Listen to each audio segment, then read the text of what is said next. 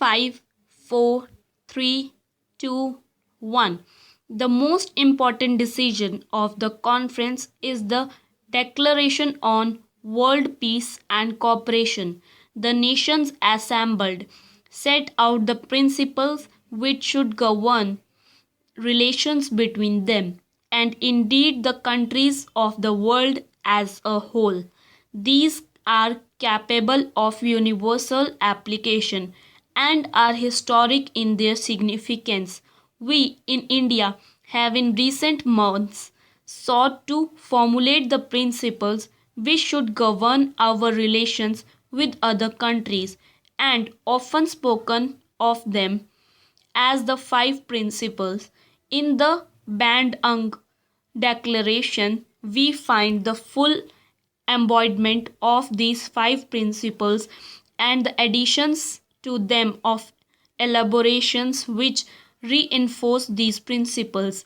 We have reason to feel happy that this conference, representative of more than half the population of the world, has declared its adherence to the tenets that should guide their conduct and govern the relations of the nations of the world if world peace and cooperation are to be achieved. The House will remember that when the Panchsheel, as we have called them, emerged, they attracted much attention as well as some opposition from different parts of the world.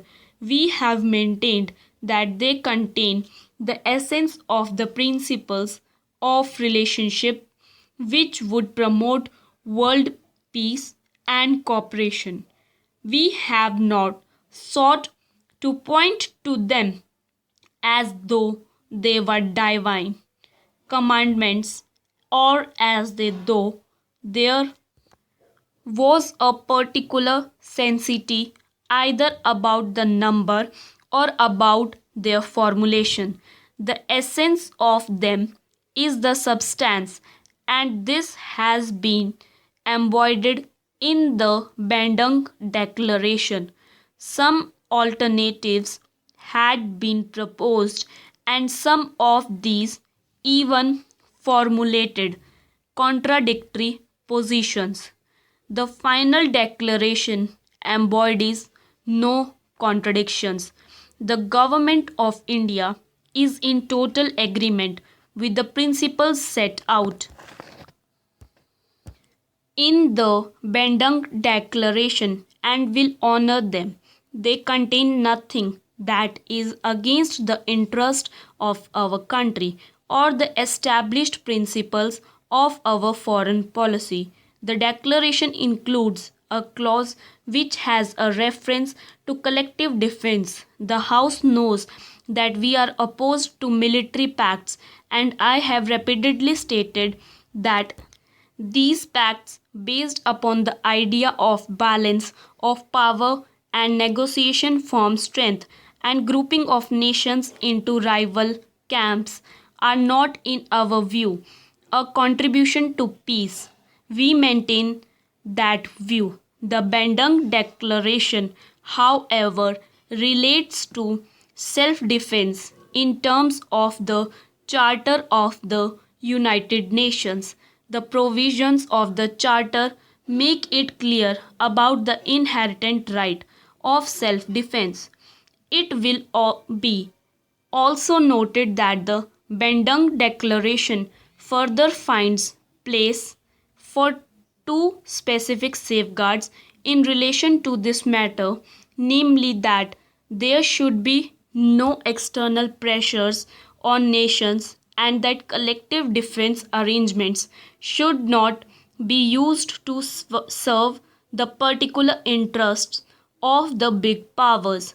We are also happy that the declaration begins with a statement of adherence to human rights and therefore to the fundamental values of civilization.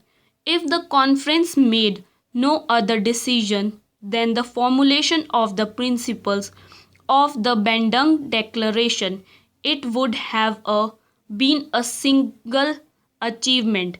So much for the actual work and achievement within the conference itself. But any estimate of this historic weeks at Bendung would be incomplete and its picture would be inadequate if we did not take into account the many contracts established, the relations that have emerged, the prejudices that have been removed, and the friendships that have been formed. More particularly, reference should be made to the conversations and happily some constructive results arising from private talks. Such results have been achieved in regard to some of the difficulties that had arisen in relation to the implementation of the Geneva decisions in Indochina. Direct meetings of the parties concerned and the good offices of others, including ourselves, have been able to help to resolve these difficulties and create greater understanding and friendships.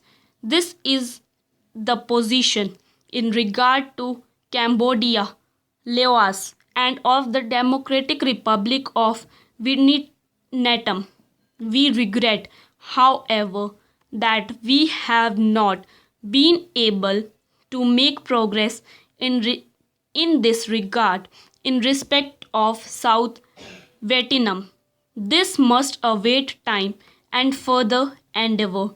The House is aware that the Prime Minister of China made, while he was at Bandung, a public statement announcing his readiness to enter into direct negotiations with the United States to discuss the questions of relaxing tension in the Far East and especially the question of relaxing tension in the Formosa area.